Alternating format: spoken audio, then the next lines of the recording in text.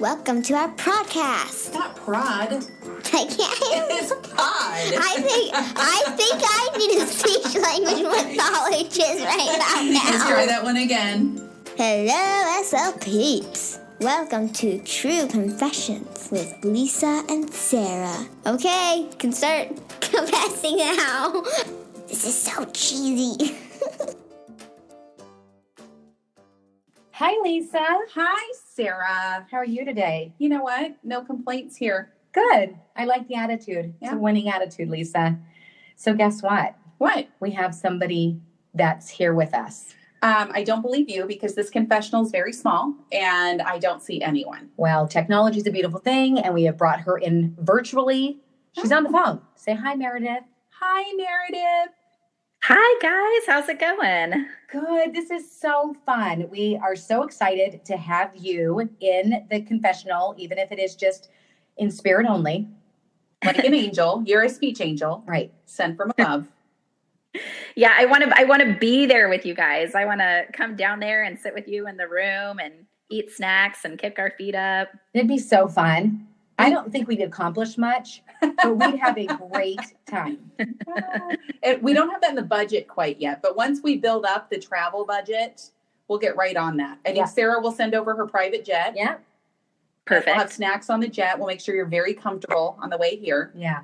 Perfect. We're all about hospitality here at Toolkit. Yeah, I know you guys are. You guys give good gifts. I'm wearing one of your t-shirts right now. Yay. Which one is it? Type A-ish SLP. So, okay, that's my favorite, and I am the type A-ish. Is that truly who you are, Dr. Meredith Harold? That is completely who I am. Okay. Like type A about some things. I can be highly organized and highly detail-oriented and super anal if I need to be, and then just throw caution to the wind when it needs to happen too. So we always say that every SLP has some type A in them. So there are the really super rigid type A key friends out there, but then also those that aren't identifying as type A. You have to be a little type A to get into grad school, get through grad school, multitask how we do. I mean, it's just so you're kind of A-ish. Right. Yeah. Not get fired for, not paperwork and everything. Exactly. That's the thing. I am like kind of a control freak, but at the very last minute. It's real weird. I need a good deadline. Right. Yes.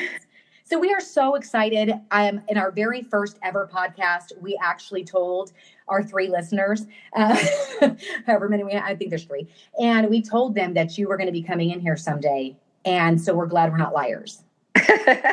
I love it. You just knew that I would say yes and be excited to do it. So you knew it couldn't possibly be a lie. I also said Michelle Garcia Winner and Ellen DeGeneres might join us. So, that's still floating out there. Right. I'll wait for them. Perfect. We're big believers in putting things out in the atmosphere that we want to come true. So here we go. Dreams coming true right now.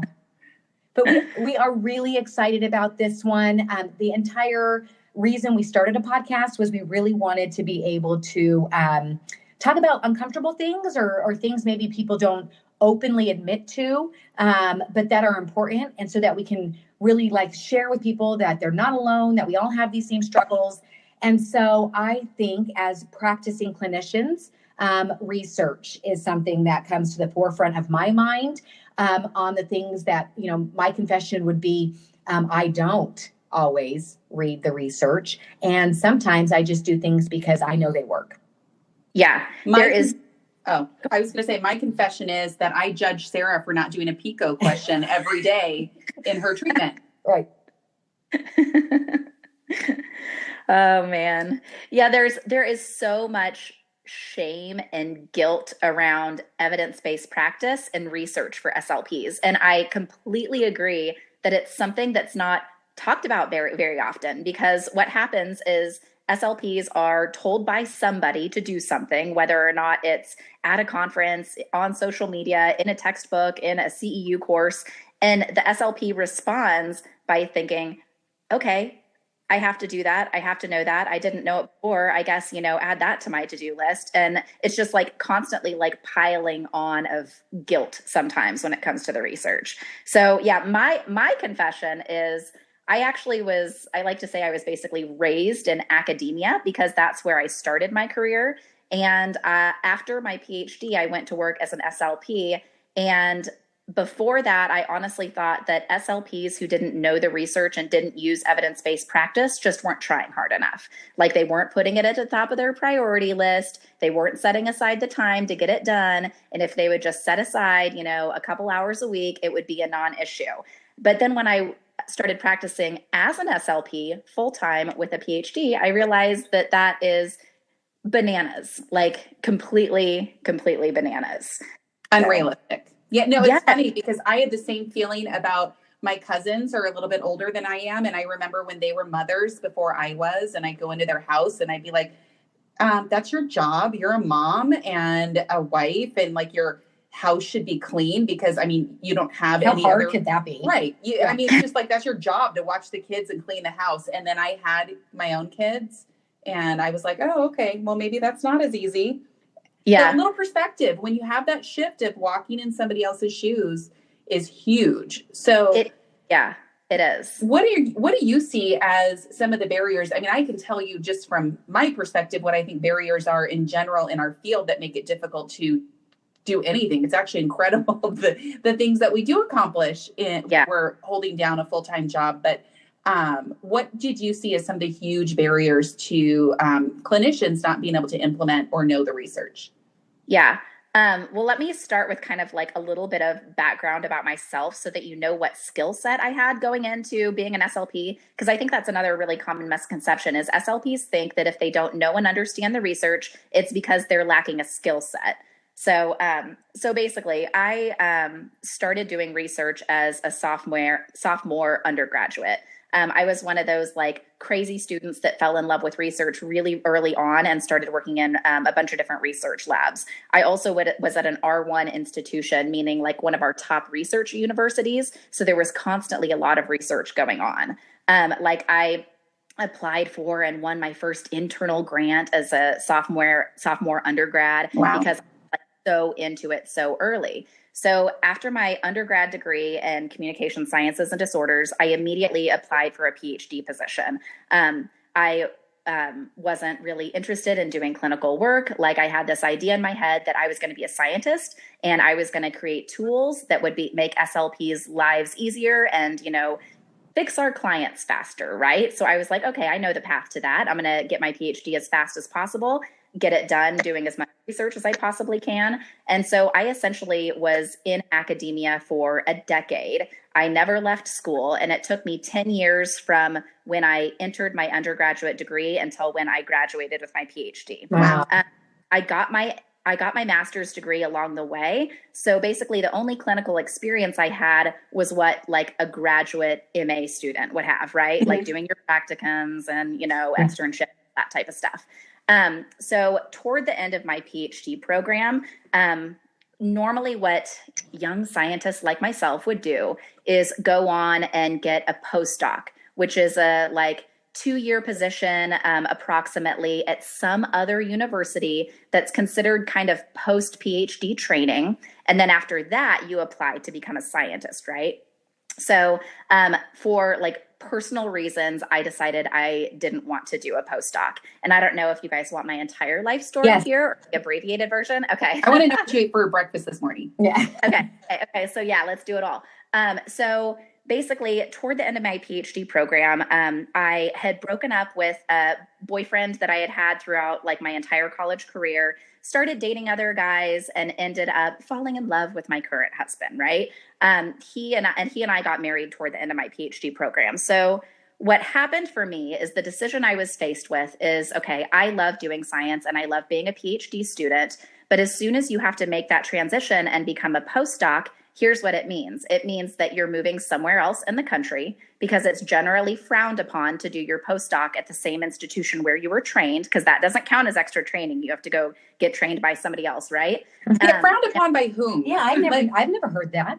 But I'm just curious, because this is such an alternate universe to my career path. So who frowns upon that? The universities? Is this more of Yes. Okay. So So within academia, you have kind of professors that have different jobs. The ones who are doing mostly research, which is what I wanted to do, the ones who are pulling big grants and can do large scale studies, academia is very traditional. Like there's a path you follow and you don't deviate from it. And if you do, it can affect your career, right? Mm. And so this postdoc thing was kind of a hoop that I needed to jump through if I wanted to secure my status as a top scientist in the field. Interesting. Did I have to jump through it if I wanted to become like a teaching faculty member? No. But if I wanted to do science, I had to.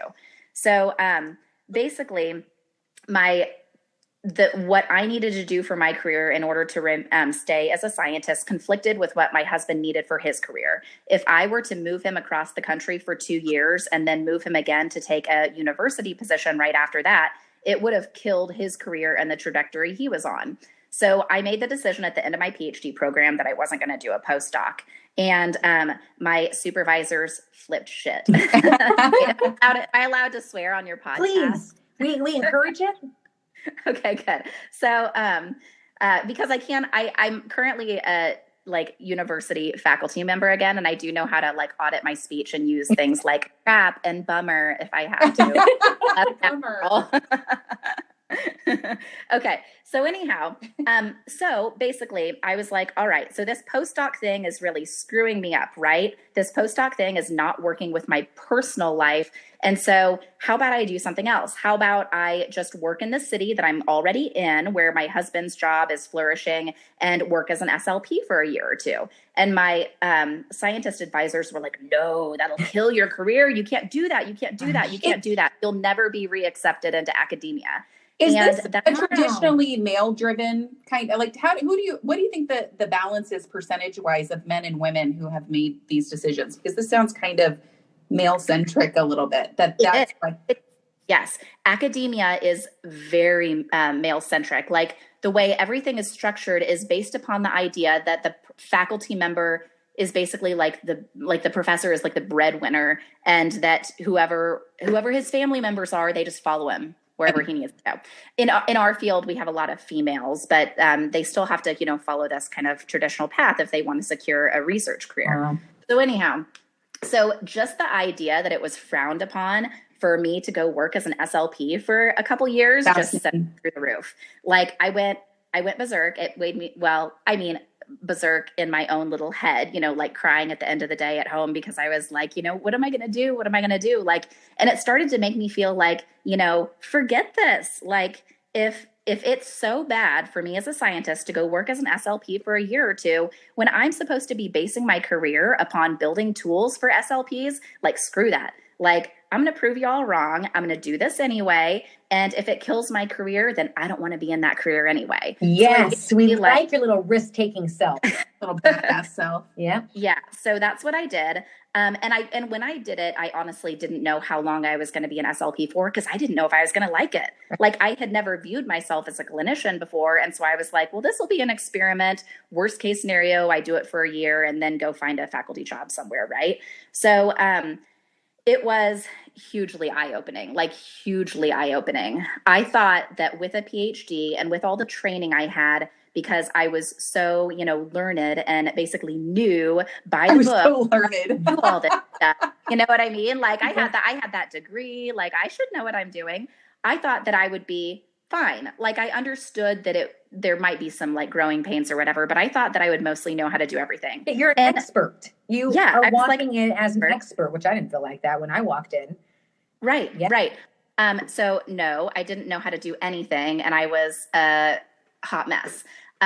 So basically the first year or two, I was just figuring out how to be a clinician. Like I was just figuring out how to get it done, just like any master's student would be. Like, and honestly, looking at what I knew compared to what the average like master's student graduating and going into clinical practice is, in some ways it wasn't that different. Like I was floundering in a lot of the same ways they would have been. And so it took me a long time before I felt like, okay, I know how to be a good SLP. I know what I'm doing. I get this. And I stayed as a full-time SLP for over 5 years. Wow. For two reasons. One reason is, lo and behold, I liked it. Like, I originally hadn't known if I would like it or not. And I was having fun. Like, I just enjoyed it. And then reason two is I'm somebody who's obsessed with learning. And that's why I was the way I was when I was a graduate student, because I just wanted to read and learn more and read and learn more and do more all the time. And I felt like I was on like this fast track of learning clinical skills for a solid 5 years before I felt like it kind of started to not plateau, definitely not plateau, but started to slow down. You know what I mean? Yeah. Where like every, semester I was a whole new clinician. So yeah. And at that time, I transitioned back into academia because I basically, missed it and whatnot. And also because I had a really crappy sped supervisor that ruined it, because honestly, if my boss as an SLP hadn't changed, I might've stayed there a few more years before I started missing academia. But anyhow, so the point of that long drawn out story is, in the first year or two of working as an SLP, I wasn't really worried about looking at the research or reading it, because I was like, oh, I've been doing that for a decade. Like, I don't need to. I'm just going to wing it based on what I know and make it happen. But then 2-3 years into working as an SLP, I started to need more guidance and help, where like I would get these clients and I'd be like, actually, I don't know what to do with them. So let's go look at the evidence and see what it shows. And the process of doing that and realizing what it felt like to go to the research as an SLP was so frustrating. So barriers, like one of them is, as a university faculty member, you have access to these databases where you find a journal article, you click on it, and automatically there's the PDF, you download it, you read it, blah, blah, blah. SLPs don't have that. Only some things are free to us. Like, thank God for ASHA journals, right? Because none of the other ones are free, and it takes forever to, find a free copy somewhere online, and you jump through a million hoops, and 20 minutes later you have a research article in your hands. Right. And so that's 20 minutes to do that.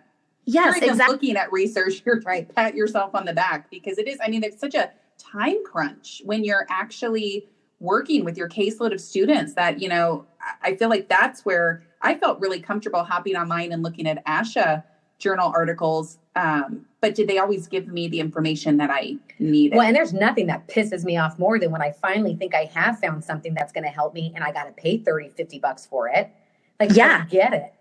Yeah, exactly. The average cost of a journal article is 30 something, around $35 or more. And yeah, some of them are $50. So it's like, oh, great, this perfect journal article that should show me what I need to do with this bilingual child with a language disorder. Like, forget that. Right. Like, yeah. So what's the point of doing the research if it's not accessible to the people who need to use it to, get to life?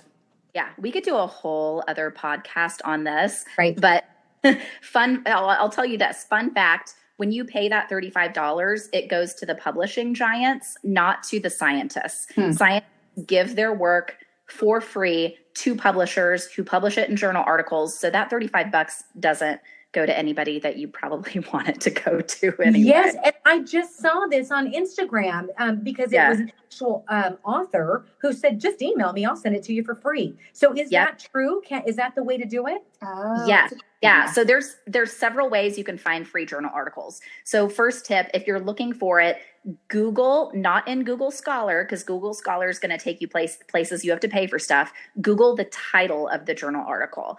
So just copy paste it into Google, see if a free version exists anywhere, because a lot of times scientists will put free versions up on their lab website.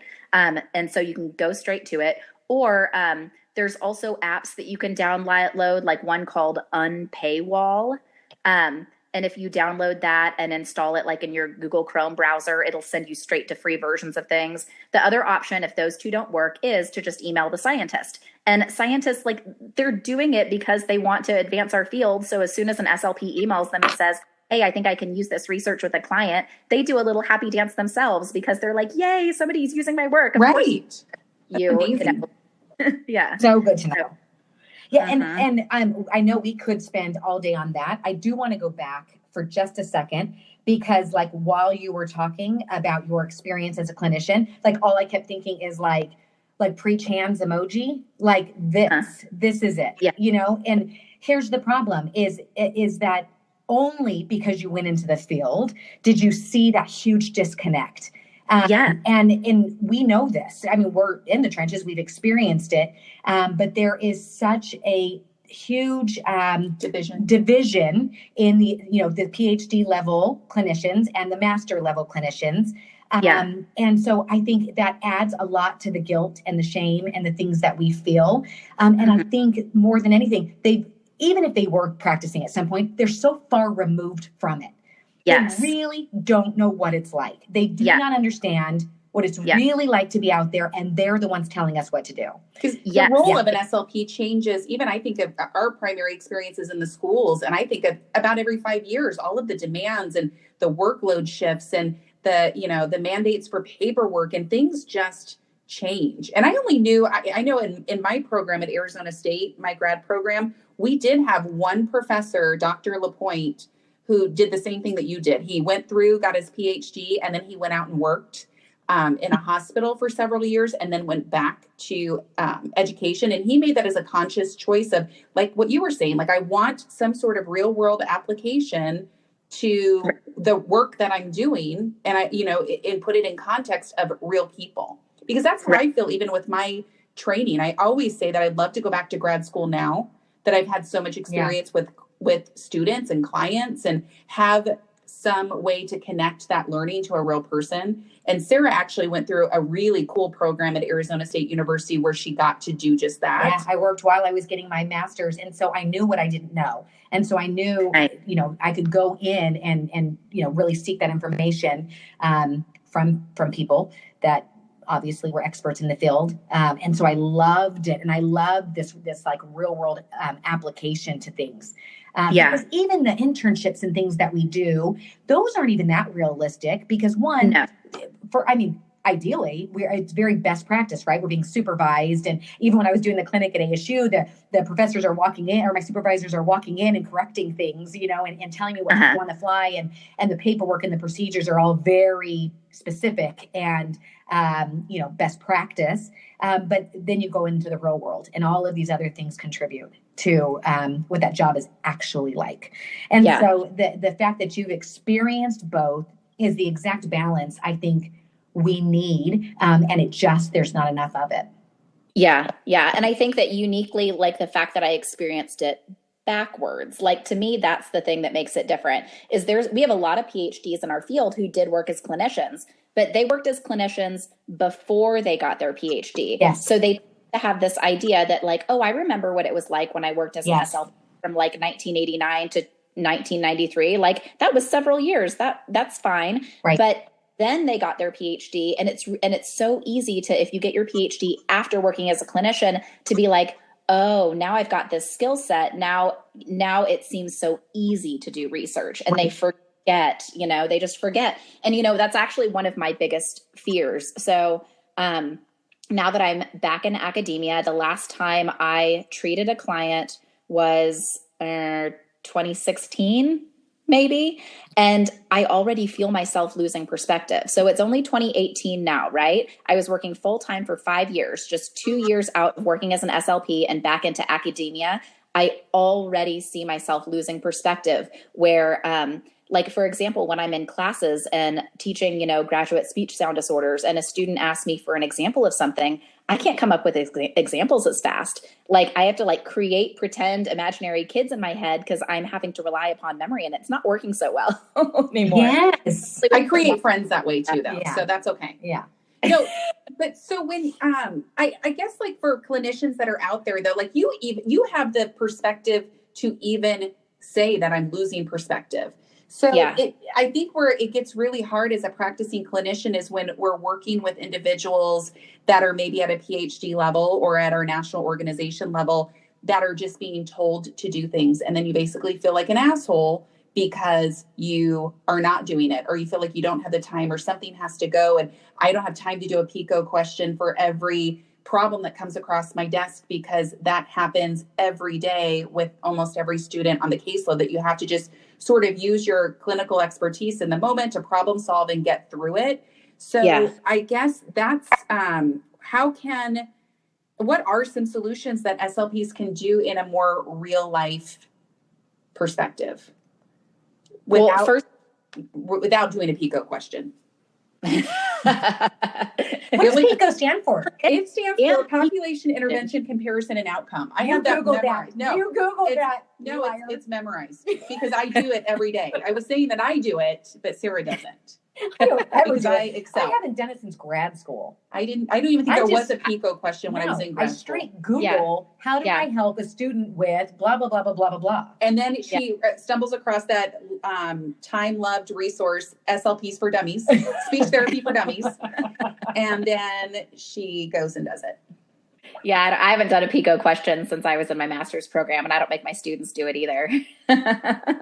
But no, so one thing that you brought up is like the idea that, so there's this research that says that you need to do something a certain way, and like SLPs then like consume that in some way, either by like reading the research or by hearing it in a CEU or whatever, and then feel like they have to just do that. So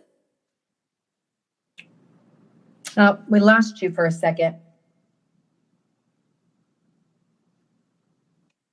There. Okay, great. We're back. We're good. Okay, can we rewrite it a pen? Okay, so so one of the things that you mentioned was, SLPs hear, something that they need to be doing, either by reading it in a research article or hearing it in a CEU course or something like that. And there's this conception that like you have to, then take that thing and do it. Otherwise, you're not doing evidence-based practice and you have to accept it at face value. We need to stop accepting these things at face value. And I don't mean that to say like, oh, rise up against what the research says and do something else. No, what needs to be happening is a lot more communication. So I actually think that the one thing that's like really missing, that if we could fix it, it would make a huge difference, is if SLPs understood scientists' work better and if scientists understood SLPs' work better. Surprise, surprise, in our field, we're missing, communication here, because as soon as we deeply understand each other's barriers to getting our jobs done, then suddenly we can work together to make each other's lives easier.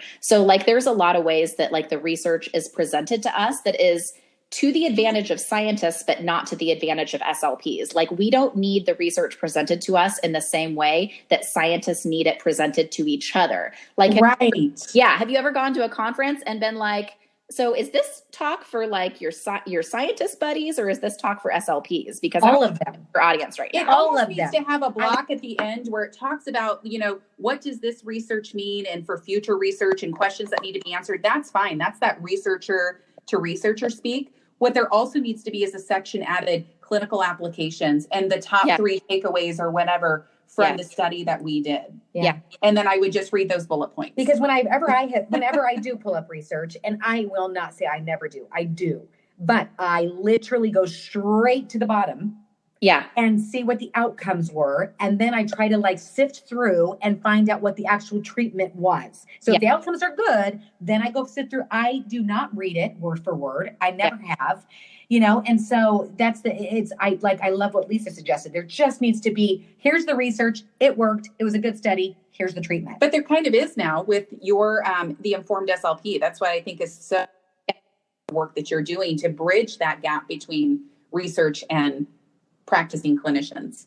Yeah. And the Informed SLP, my website, was basically created in order to take the research that we have every month and basically translate it and give SLPs the information that they need to know. So, So, and so the Informed SLP is a partial solution to that. But like as a field as a whole, what would work better is if we could just come to terms with the idea that the way the science exists in its raw form is not ideal for clinicians. And it's not fair to assume that clinicians have, 15 hours per week to like read the stats section of journal articles. Like, don't show us stuff that we don't need to know. So there needs to be, translation and the other thing. So one thing that really shocked me when I was working as an SLP and trying to dig through research in order to find stuff that I could do with my clients is the fact that most research that's published is not ready for clinicians to use it.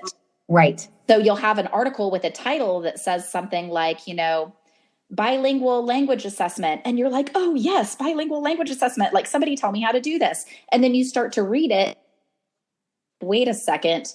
They're just starting to barely get into the theory of this. There actually isn't any practical application within this journal article at all. Yes. And that's what?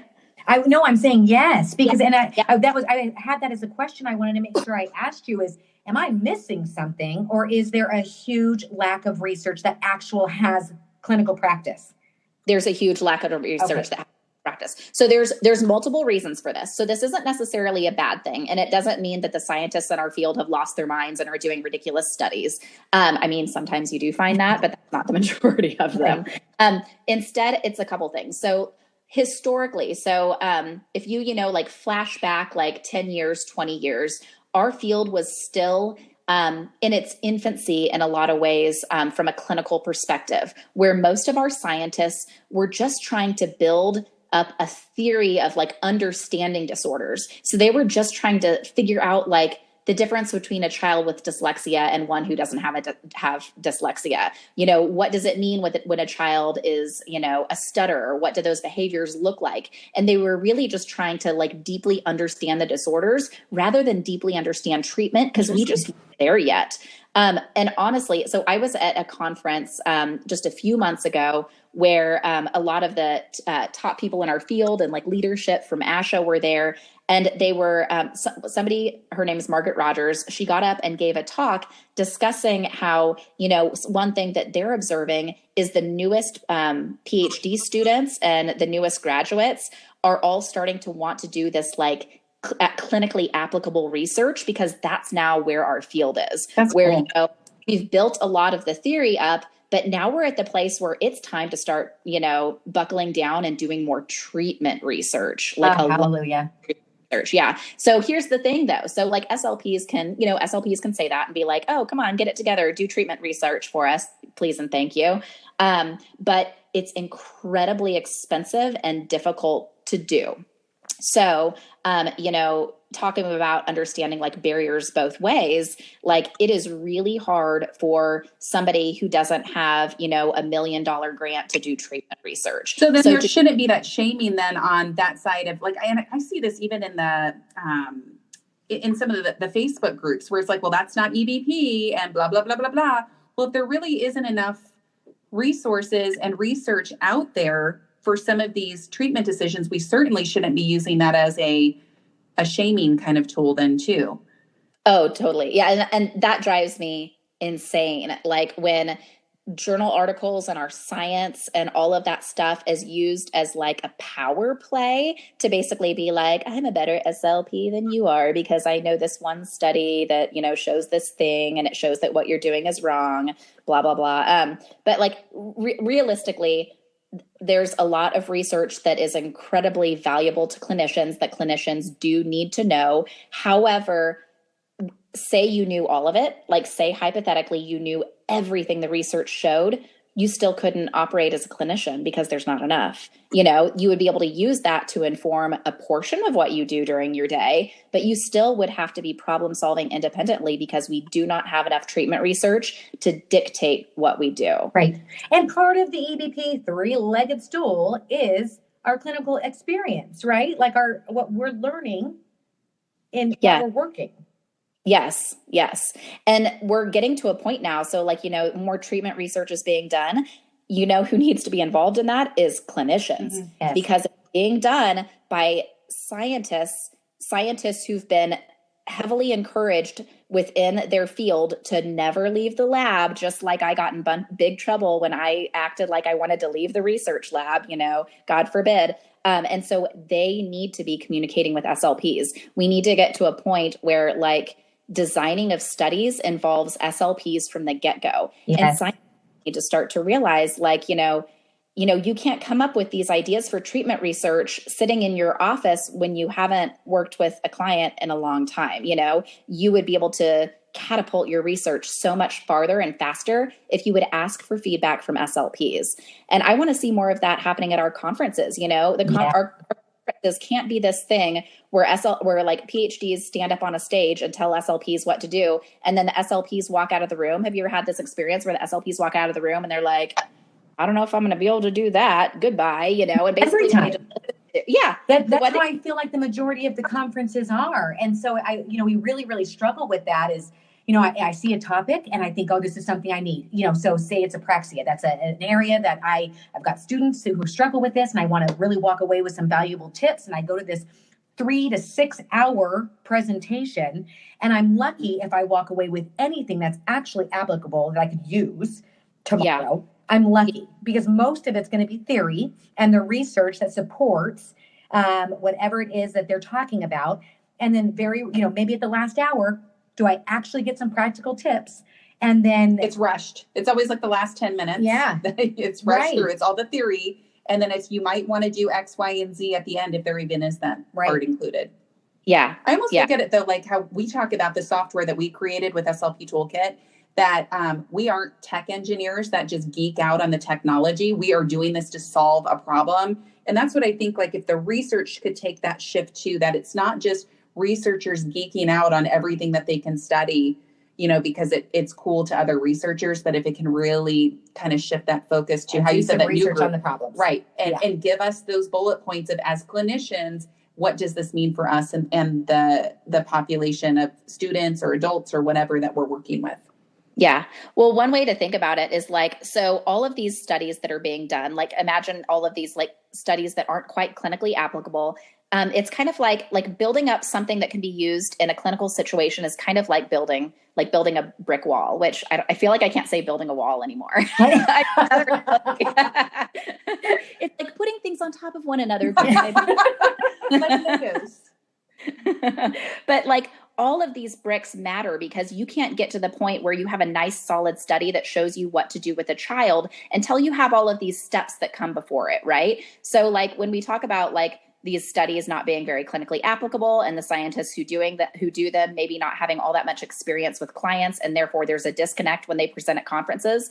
So those studies do need to happen. Right. And believe it or not, those studies actually do need to be published at conferences or presented at conferences, because here's another insight into academia. So faculty get rewarded for publishing at conferences, and it's basically like an accumulation of points, So oh, you publish or you presented at this conference and this conference and this conference. Yay, you, we're going to advance you through the process of tenure and promotion. So they have to present. Okay. That's why you see so many presentations by PhDs. It's not because they like to hear themselves talk, which, some of us do because we're doing it for a living, right? But it's pat on the back. They have to present because it's a requirement in order for them to keep their job. Okay. And they're I don't know what to do. I'm outside of my lab. How do I present and talk to people? Right. Yeah. They're not all that bad. Some of them I do actually find really interesting. That's not the problem. It's me walking out of the room and thinking, well, that was really great information. Now what the hell do I do? Right. Because you're not looking for something interesting. You're not looking for fun facts. You're not looking did you know that llamas have 6 tongues? Blah, blah, this isn't PsyCom 101. This is, you looking for clinical tools. Right. So I think and ASHA, so that's, I know that's an interesting perspective of now I know why they want to present. But why does ASHA only pretty much want them to present? I mean, really, because that's also part of the problem is ASHA also really loves PhDs and the academic world. And I get it. I get it from the perspective of clearly we need to be doing evidence-based practice and best practice, and that comes from research. I get that part. But people are starving. They're missing something where they don't realize that there's all of us out there actually practicing in the field. And that shit's not that helpful. Yeah. Yeah. Well, I think there's 2 things. So first of all, as far as conferences in our field, the ASHA conference and stuff, they need a venue where the PhDs can present so they can, check it off their list and get that. And ASHA is providing that for them. So that's a good thing. But I think it's time to get real with which presentations are and aren't clinically applicable. How hard would it be to just, be frank about these things and be this is a research presentation. This other is a clinically applicable presentation, and don't send SLPs to research presentations where everybody knows there's nothing clinically applicable contained within. Don't trick us with some fancy title that makes it sound like it's going to be useful to us. And I think that I do think that ASHA needs to get realistic with that. Right. They need to recognize that PhDs and SLPs need different things out of conferences, and to allow us to all be there together and get our different things, you know? What an easy solution. Asha, I hope you're listening.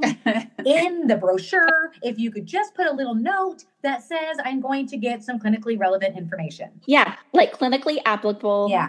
At 50% of the talk, yes or no. And if you could like think about that when you're selecting, when you're either asking for presentations or selecting presentations, if you could think about making sure that percentage isn't 90% research, 10% clinical, that would be super awesome. Right. But then the other thing too is like, you know, ASHA is kind of run by PhDs. They are. You know? Yeah. So have you ever looked at the board of director positions and gone through them all and been like, interesting. Yeah. So like, our leadership in our field is all PhDs. Why is that? So what you're saying is you're going to run ASHA someday because you're Dr. Meredith Harold. Right. Infiltrate the system, get in with a PhD and be like, I'm here for the SLPs. Yeah. I was going to nominate Lisa this year, but she's too busy. So maybe in a couple years. Oh, for ASHA? Yeah. Oh, I wanted you to run for Senate because, you know, Senator McCain is out of the running now. Right. Yeah, no, we'll just stick with something we know something about. No, we're not running for the ASHA board anytime soon. Well, here's the deal. In all honesty, like obviously I have no problem saying that I see some issues. And then I hate people who say they have issues or problems and don't do anything to solve them. So like, you know, is there something in us that thinks, you know, maybe hopefully someday we can try to shift this pendulum that's swung really, really far in one direction. Yeah. You know, I hope we can do something about it. We're trying now. That's why we created an entire conference. For the very reason is we wanted things that were practical and relevant to practicing SLPs. And so, you know, we're doing things that we can on our own. We struggle a little bit where how do you actually get your voice heard by ASHA, not getting a PhD anytime soon. So that may eliminate them actually caring what I have to say. But we do think you could be a great voice for it because you do have your foot in both worlds. I don't feel though that you have to go back to school for your PhD because I found when I book our travel arrangements, I can just make you a PhD on southwest.com. Thank you. So just retain those boarding passes that say Sarah Bevier. When I walk through TSA, they say, thank you, Dr. Bevier. Sometimes I make her a dentist. Sometimes I make her, I think there's a judge or something, or an attorney on there. I need to get a you never know what skill set Sarah's going to bring to the airport. That is awesome. No, I do think that more SLPs should apply for leadership positions and not be intimidated. So there's just the idea of all of us talking about this and, you know, looking at, you know, these places in our field, which should be more balanced between scientists and clinicians, and just, you know, voting for some of the SLPs and helping them get in those seats. And not being an us versus them. That's what I feel like the divide that we kind of touched upon. It doesn't need to be one's better, one's worse. And we talk about that even as school-based SLPs, that, you know, we all have a relevant role here and we all should be supporting each other and doing what's best for the clients that we work with. Right. One thing that I really struggle with personally that I never know what to do with is I feel like historically evidence-based practice has been something that shames clinicians, that all the messaging is always around SLPs need to know more. They need to know more. They're not doing the right things. They need to know this. They need to know this. They need to know this. Right. And there's also things that leadership can do. And there's also things that scientists can do in order to make EBP more realistic for everybody.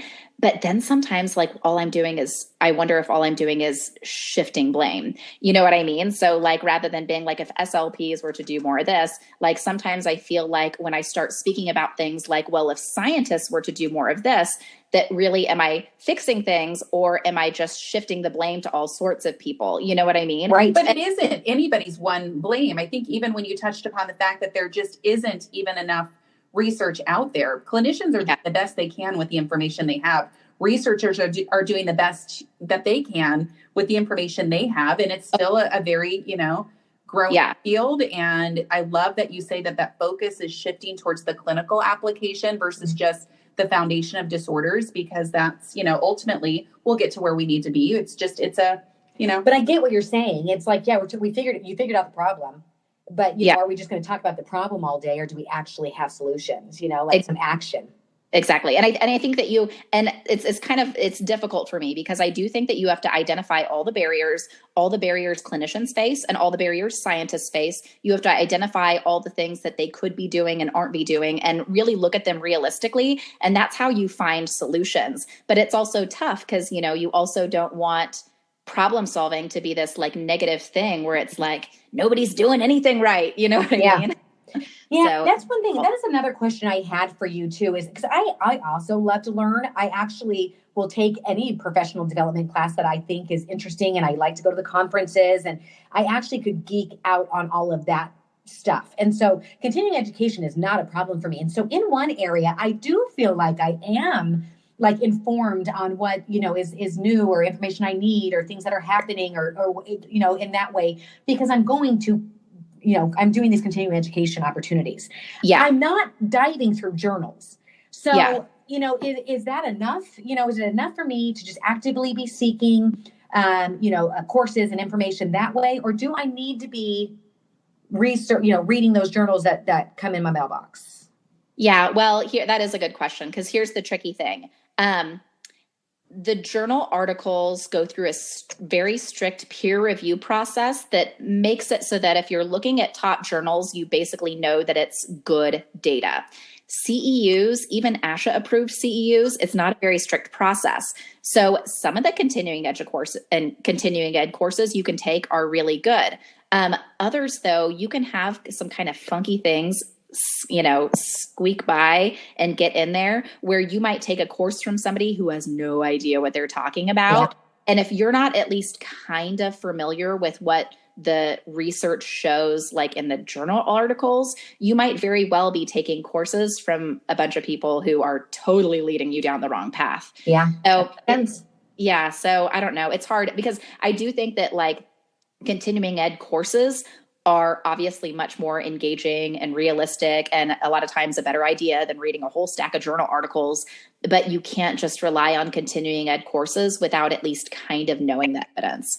So the tricky thing for SLPs is many of us have to be jacks of all trades, right? So it's not enough to just be an expert in apraxia. You also need to be an expert in language disorders and literacy and AAC and autism and Down syndrome and all this stuff, right? And so I personally think that like my top tip as far as like how am I going to get this information is to just like take topics bit by bit and know where to go that isn't just the wide open internet. So I would say like the top 3 places to go online where you can immediately send yourself straight to clinically applicable information is my website, The Informed SLP, because we filter. The one thing that we do that's unique to most other places is we filter based on clinical applicability. So we don't show you fun facts. We're not there to just like showcase the science. We're there to showcase only the science that's immediately clinically applicable. So it saves the SLP a ton of time.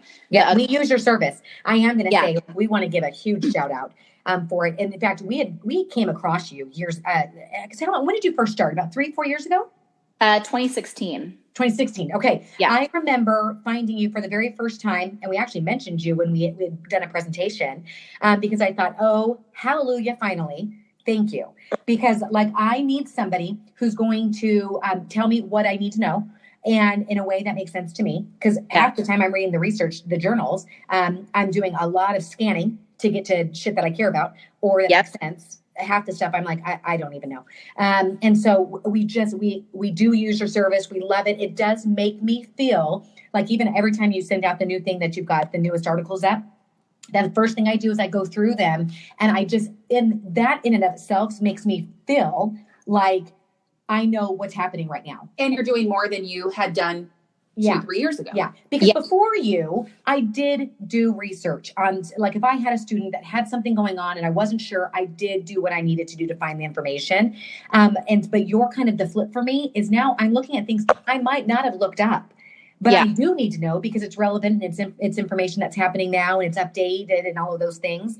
And so anyway, we can't say enough about the service that you're providing for clinicians is just, there's just nothing out there like it. It's awesome. Well, thank you. Yeah. And that's the whole point is like the whole idea is that, you know, it gives SLPs information that they can immediately use in like 15-minute chunks, you know, once a month, and provides database options where you can look things up. Yeah. So that's why the Informed SLP was created. The other two websites I would say that also have features that can get you to the good stuff fast. One of them is called SpeechBite. Have you seen that before? I haven't. It's a free website. It's out of Australia. Write it down and then just go check it out sometime. So the thing that they offer that the Informed SLP doesn't is they rank everything by the strongest studies. So say you were to go into SpeechBite and look up like childhood apraxia of speech, it's going to send you straight to the randomized control trials, the like best stuff right at the top of the page. So it also filters down and sends you straight to the good research and straight to the applicable research, because that website is treatment stuff. That they don't help as much as the Informed SLP does, because the Informed SLP, we basically translate things and yes, and you write in a way that's interesting, right? Yeah, your voice is great. Yeah, all my writers are basically like trained to write it as though it's a conversation, not as though it's a journal article. Right. And so I have half SLPs on my staff and half PhDs. And it's kind of fun to like bring them all into the exact same writing style, where it's like, you know, we're going to talk about this as though it's two SLPs sitting at the lunch table and they've got 20 minutes to discuss, you know, just a handful of topics. But yeah, SpeechBite is a good one too, because it sends you straight to good treatment research, and then ASHA's evidence maps too. Yes. So across those three web-based resources, like those are the biggies, where if you have looked at those three and, you know, explore them and know them, you're going to be in pretty good shape. And sometimes I wonder if, you know, if SpeechBite, if the Australians and ASHA's evidence maps and the Informed SLPs all like had a baby and took the best features of all three websites, basically we would be solving all the EDP problems of the world. But I love it. Let's put that out in the atmosphere. Let's make it happen. Yeah. So those would be my top tips. But you have to stay in contact with the research regularly in a way that's manageable by using some of these like websites that, you know, don't force you to dig through PubMed cold. And right. That's the way that you can, you know, kind of stay on top of things a bit. That way, when you do have to look up some topic, you're not just like wading in thousands of journal articles. Or even avoiding looking things up because you feel overwhelmed. So that's what's beautiful about, like, even on your site, getting the email about what's current, but then the ability to research topics that you've written on in the past is really helpful. Yeah. And that's what I was going to say, because you're right. We do have some responsibility in this. We don't get to sit around and whine about it and complain that, you know, we feel like we're not getting enough support and nobody understands us and and how, you know, why is everybody keep shaming me because I don't do enough research in my life? We do need to be doing these things. And so, you know, if we can just find these kind of like, I don't want to call them like cheater ways to do it because they're quality. It's just like these easier ways to do it. No more excuses. No more excuses, people. We have resources now. Right. So, right. It's basically, you know, jumping over the barriers, or as many of them as possible, to get straight to the information that we need. But, you know, the only way people in our field can understand those barriers and know how to remove them for us is if we talk about them. So we need to talk about the barriers and be honest. So rather than being like, oh yeah, I know what evidence-based practice is, I know what the research shows, just say it when sometimes, you know, you've gone 6 years without like looking at anything remotely, you know, EBP or research related in our field, and talk about why. Like tell leaders in our field why you don't do it, because as soon as they understand what clinicians' barriers are, they can help fix it. So no more shame, no more guilt, no more like smiling and nodding, but it needs to just be a conversation between everybody in our field. I love that. Scientists, SLPs, leaders, everybody. Right. I totally agree. I think you've got to be willing to ask questions and admit things, or you're never going to be able to grow. I mean, you know, like things aren't going to change if we all just pretend like we're perfect and we know everything. Right. So I love, this has been so good. I don't know if like we'll transcribe it word for word, but I'm definitely going to want to summarize this and like even put it in a blog post somewhere, because there's been some great information shared here. Like this was open and honest and a confession, but still like super resourceful. Thank you for sharing your wisdom with the world, Dr. Meredith. Of course. Yeah, it's been great being on this with you guys. I always enjoy chatting. Yeah. And that's why I think this works, is this is a conversation, like, you know, with real people. Yeah. So, yeah. Awesome. Anything else we want to close with? Did we cover it all? No, I think I loved the takeaways. I loved the resources that you gave, you know, for people to actually put some things into place tomorrow. So it's been great. Good. Well, thank you guys so much for having me. And continue having these conversations and speaking up regarding what you need when it comes to EBP. And somebody will come along and, you know, find a way to fix it. Hopefully. Yeah, I think you're the person. We nominate you. You're going to change the world. Go forth. Go forth and change the world. #Pico de Gallo. Thank you so much, Meredith. We can't thank you enough for taking time and spending it with us. We really appreciate it. Of course. Talk more soon. Okay. Bye. Bye.